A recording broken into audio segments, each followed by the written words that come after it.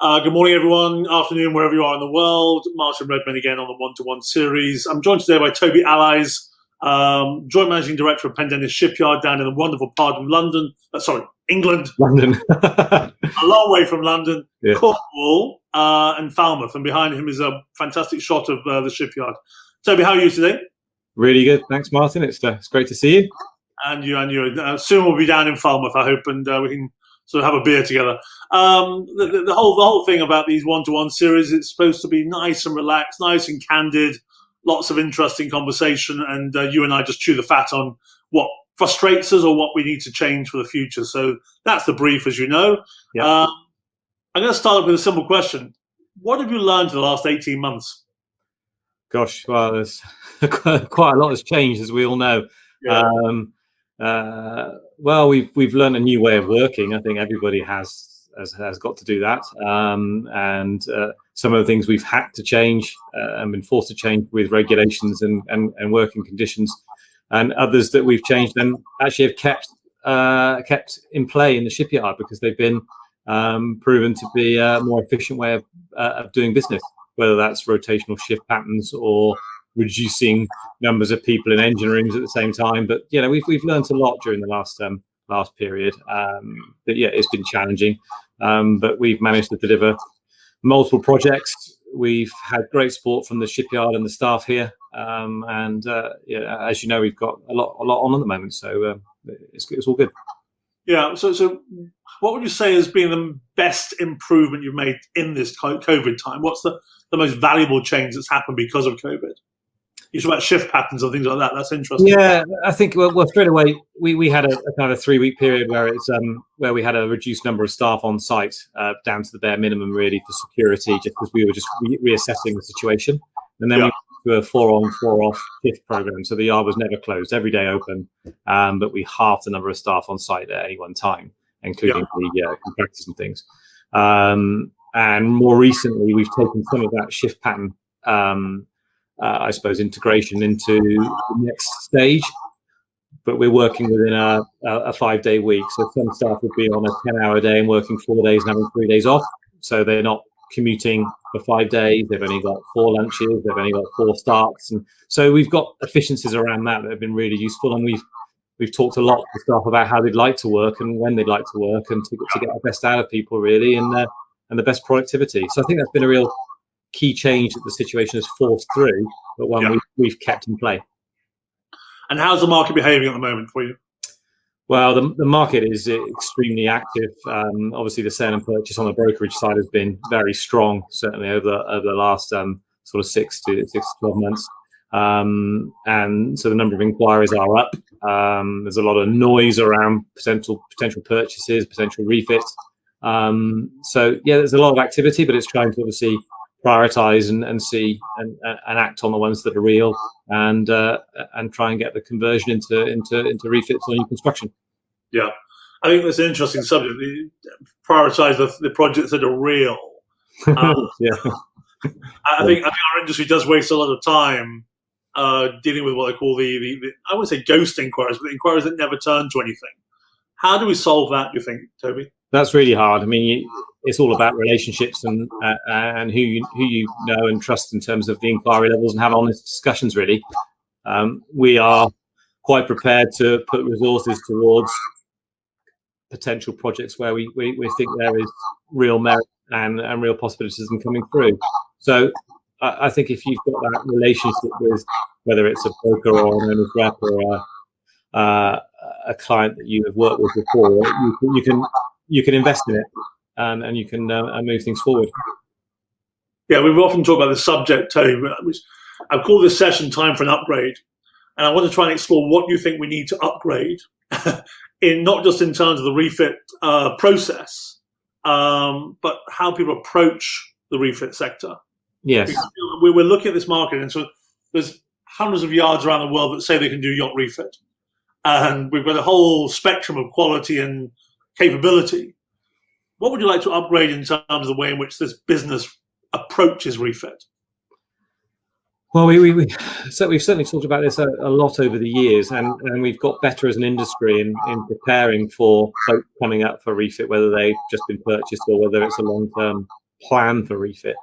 But certainly, I'd say over the last 12 months or so, we've gone back a little bit, mainly because of the pure volume of inquiries coming through, and I suppose the quick turnaround. You've got the desire from clients to get the boats back quickly after purchase, get information about how much it might cost to do them up, and get them to the level they want them to be. So I think we just got to be very careful that we don't false promise. That's started to come back in a little bit.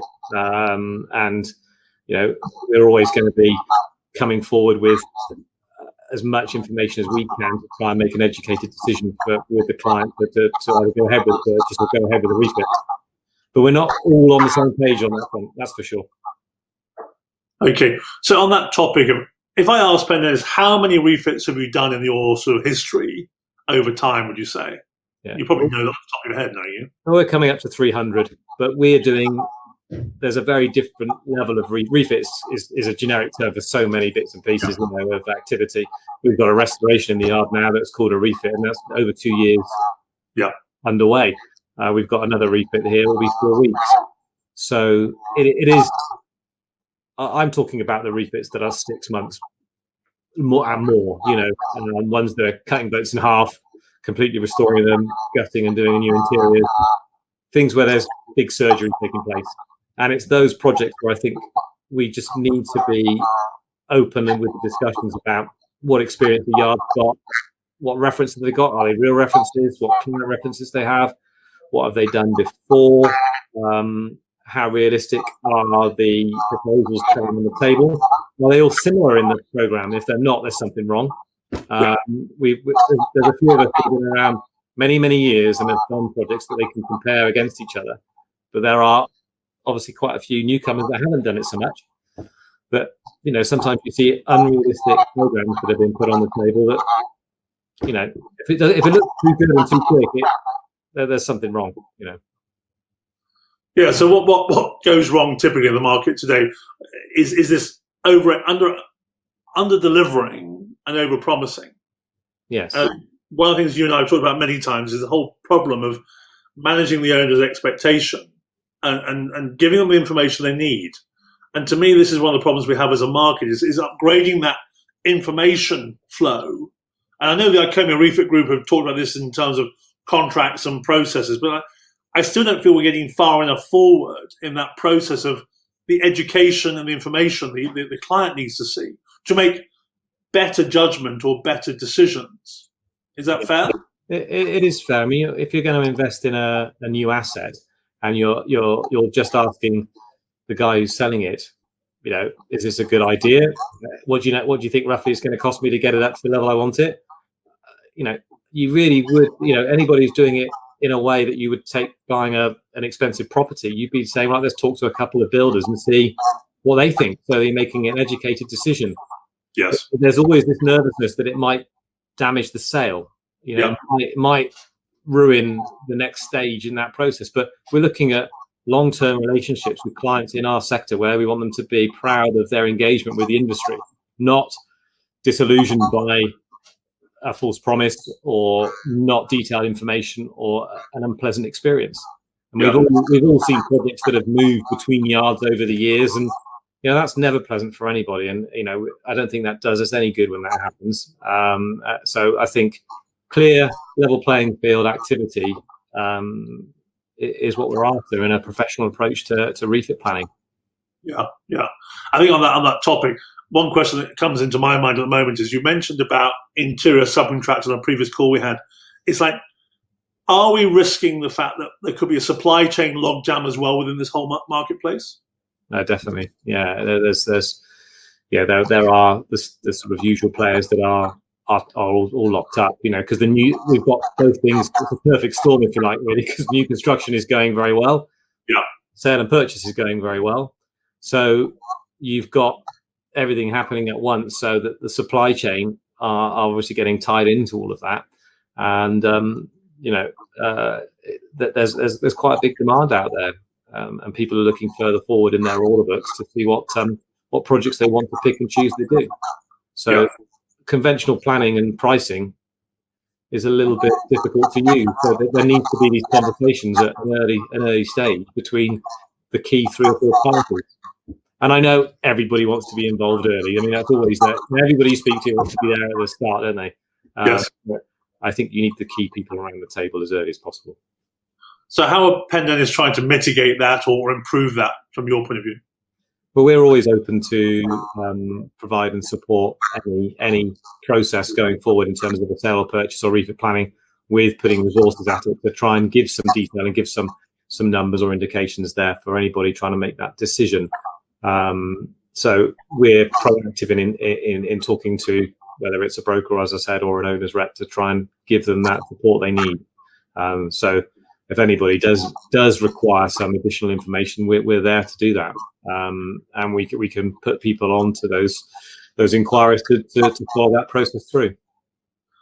And this is just a teasing question, do you ever get used as a benchmark for pricing to always sort of drive things into a different direction? That's part of trading, isn't it? I mean, you would have that in your industry if you're being compared of a marketing plan proposal or an advertising. You know, you're always going to be compared. But what we want to be is compared on a like-for-like basis. I don't mind going head-to-head with other yards that would provide a similar outcome, because there are, as you know, there are many yards that can do fantastic work out there. We all have our different setups of levels of employment, integrated trades, facilities. They're all different things that affect people's decisions. But you know, there are obviously a number of us that can provide great solutions to refits and new construction. But you know, it's just trying to get an even representation of what's being presented to a client, which is really important. So we're happy to be compared and sort of, if you like, be in a tender process. There's no problem with that. No, sure. But I'm trying to look at how do you think we can help the market understand the difference between the shipyards in a more transparent way? Because there's so many shipyards, as you say, that offer the refit proposition. But I just wonder, how do people make that logical, intelligent comparison?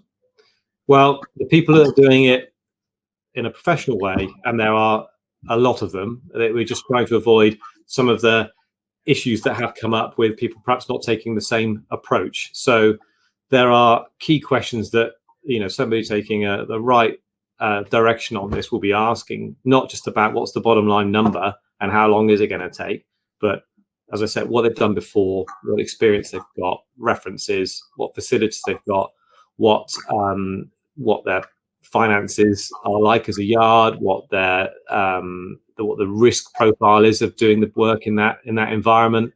I think you could go through a number of questions that I think should be taken into consideration. And if you can't answer them, or there's no information there, it's not just about whether it's 1 million here and 1.5 here and 6 months versus 12 months. There's got to be a considered assessment of the selection. And it's not just about, it can't just be about geographical position and bottom line number and somebody's preference to be closer to X or Y, or, you know, that, you know, we're beyond that now. We should be beyond that now. We should be beyond that. Yes, exactly. No, I think you said earlier on that the market's changing and there's some positives coming out of the market, and we have got some more professional people in the sector.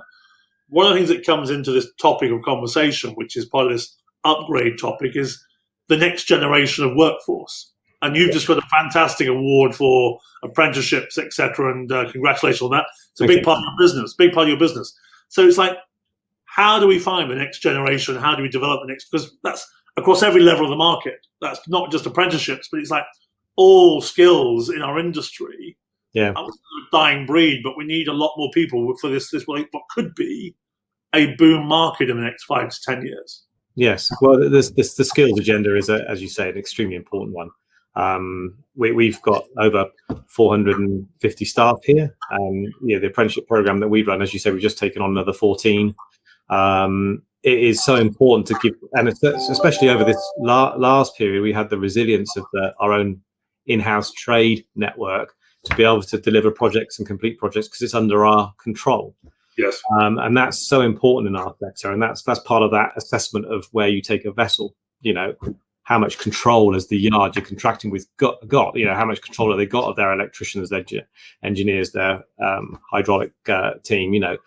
But going to the point of how we plan for the future, we're competing with, at the moment, construction, new technology in the home, whether it's how your fridge works or is programmed, or there's so many different sectors that are fighting for a similar skilled workforce that we have to be collectively promoting the career pathway in our industry. And I think that's vital. It really is, not just in the UK, globally. Yeah. And looking at also skills on vessels, whether it's engineers, deckhands, is showing those career paths are available.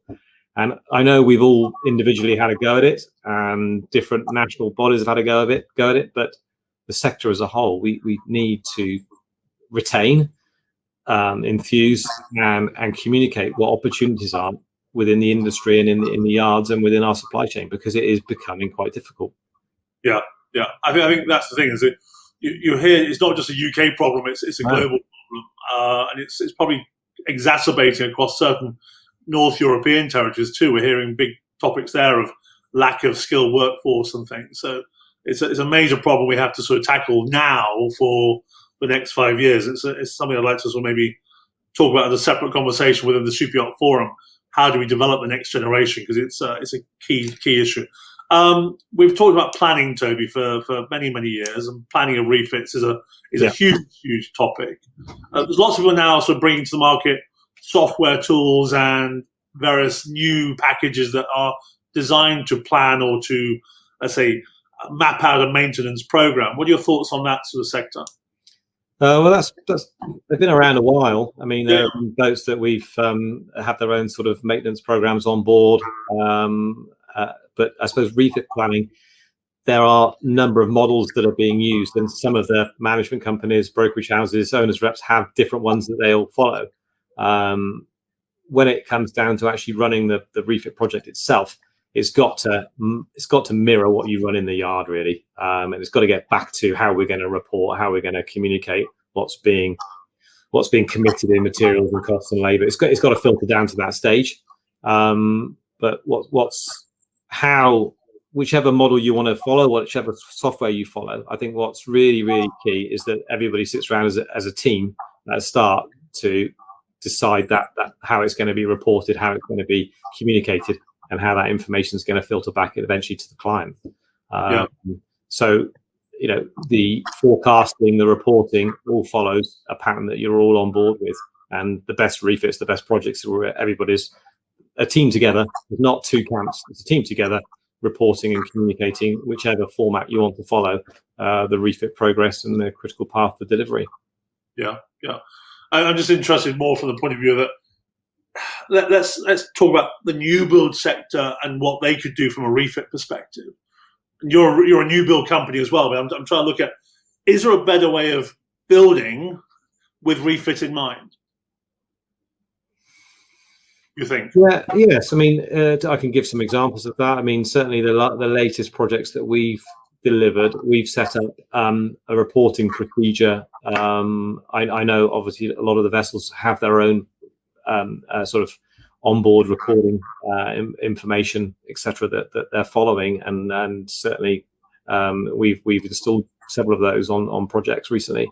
But we have a separate reporting program that comes back to us to show what alarms have gone off in the last month, what maintenance programs they've been running. So it's a whole list of things that are coming back that really develops from the refit side of things to preempt the next refit planning or the next period of work that needs to take place. It all can filter down into that.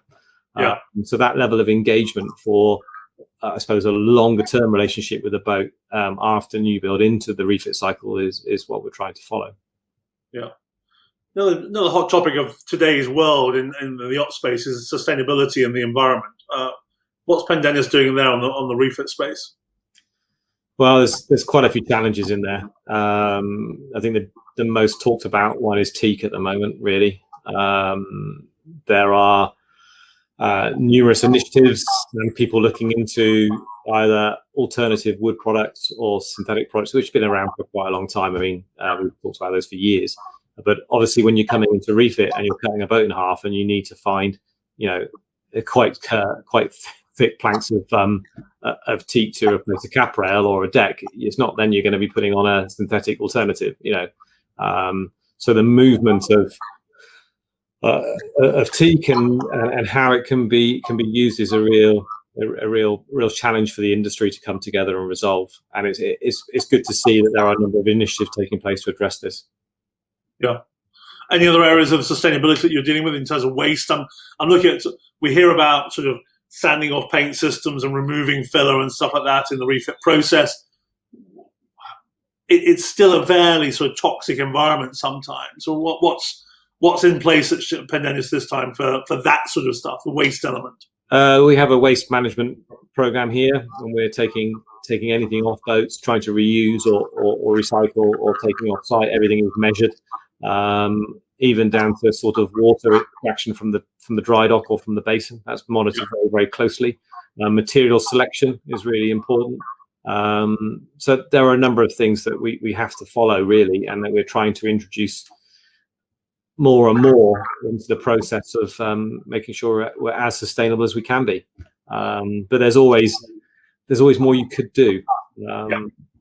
And I think there's going to be political pressures on us for that going into the future, and we're trying to be ahead of the game, really.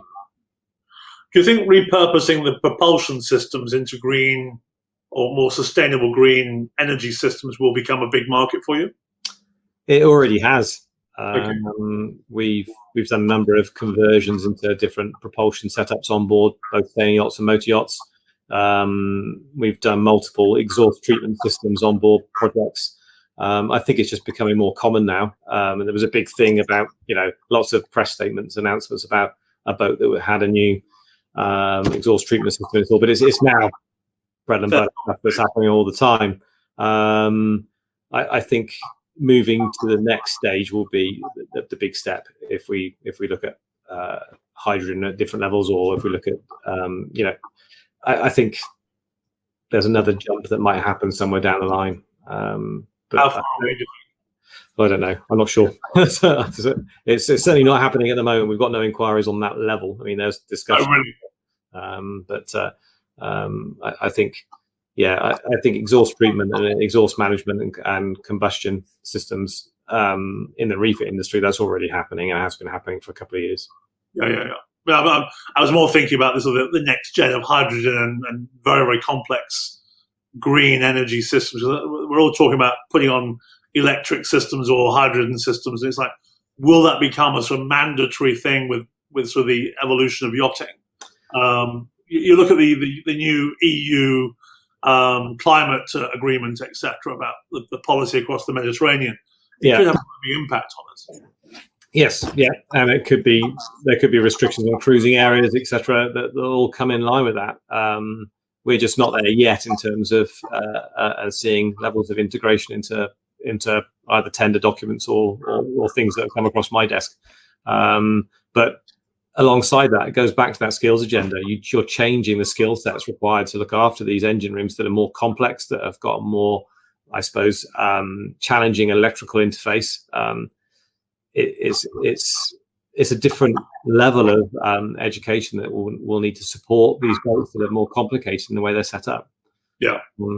Certainly over the years, we've also taken out hybrid systems and put more conventional ones back in because they've not been functional. I mean, I think the first one we installed was on Mamamuchi, which is over 20 years ago. The Santon units from New Zealand, so those were sort of battery-based systems which could permit silent sailing, all that kind of flexibility for use on board. So, so you can go both ways. But as I said, the engineering skill set is going to change to try and have to keep these boats maintained and looked after with more complex systems on board.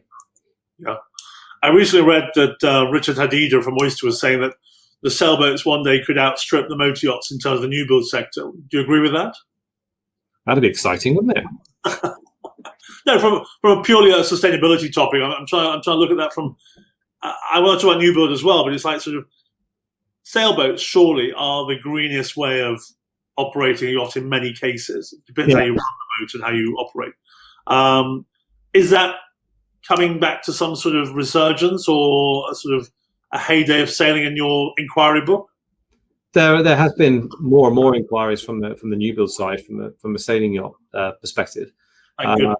But it's also I wouldn't underestimate the drive from the owners who have sailing yachts about how much use the boats are having of the sails themselves for passage planning, etc. You know, how many hours do they want to see on their engines and their generators? How much? I know you can start weighing up the use of sails and longevity of sails compared to engines, etc. But it's just a natural drive that they want to see the boats being under sail more than they would under power. And I think that's refreshing to see that coming about. I mean, obviously we've been involved with quite a number of classic yachts that are used to sailing everywhere. That's what they do. And I think there's going to be more of a push for that. But yeah, I hope Richard's right. It'd be nice to see the growth back to the days of a much larger order book of new build sailing yachts. That would be great. Yeah, absolutely. Okay, a couple of last questions I want to ask you. So, what would you like to change about the industry for the future? You could change anything. I think if I could change anything at all. Yes. Well, I think all the boats should be coming here. I think if I could change, I think the awareness of the opportunities within the industry. I think there's got to be something that in the media and in the education of, I suppose, establishment of the world. I'd like to see a much better awareness of what career opportunities the industry has. Definitely, because the stigma around the industry of a super yacht, you'll see coverage of it in obviously magazines and newspapers, but not necessarily with the right of what we want to be talking about.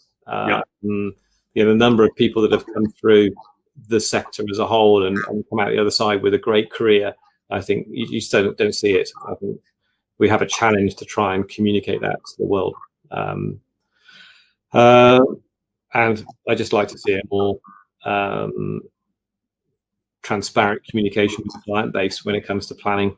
That's old chestnut. Yeah, it's been around for years, isn't it? But it's just still not there. Well, no, I'm interested by that particular subject, and I think is this something that we can change, and if so, how? Because I feel it's been a topic of conversation for many years now. The word transparency and the word communication to the owner seems to be one of the issues we just can't seem to adapt or evolve properly. Because if I was spending money on a big yacht, you'd want to know the best route to take and not the recommendation of someone who's not really qualified. Yeah. Well, I think the nervousness, as you say, is around. It's an industry that's unknown to a lot of people. When they come in, they're very, I suppose, very careful about the steps they take, but not and they put a lot of trust in one or two people. Yeah. But there are multiple case studies out there of successful projects that work well with a really good, clear team approach, and there's no reason that can't go through, as we talked about earlier on, a nice clear tendering process with clear objectives in mind, and making the right choice for where the boat is either built or refitted. I just like to see that route being really clear and the right people structured around it to make it happen. Because when the team's right and the project works well together, you get great results. And there's no reason why every project couldn't be that way. And if there are, problematic situations, which there always are, you challenge them and hit them head on as a team, and then you communicate as a team back to the client to say this is what we're going to do, rather than we quickly fall into the yard versus the client, or the yard versus the owner's team, and that's just not productive. Yeah, obviously. What's your expectation for the future, Toby? More expansion of Pendennis? Well, you never know. We're very pleased with everything that's happened down in Villanova. We've got a great team down there. More and more projects coming through. The technical centre alongside it has been really successful, and that allows us to keep that long-term relationship with our boats that we're working on here as well. So both here and Villanova is working well. Who knows? Yeah, maybe future developments on the back of that. That could be the way forward. Fancy buying Perini Navi? No. Okay. We'll leave that to somebody else. I think we're settling with what we've got at the moment. I think, and we've got good prospects on the horizon, some exciting projects in the yard. I'm looking forward to seeing Morala out in the autumn, and that'll be another great restoration project for us. And there's some really exciting projects coming into 2022. So I think it's some really good future there. Good stuff. Toby, thank you very much for your time. Good to see you. I can't wait to be in Falmouth and have a beer, and all the best for the rest of the year, right? I look forward to it, Martin. Thank you very much for the time today. Thanks a million. Take care, man. Cheers. Bye-bye.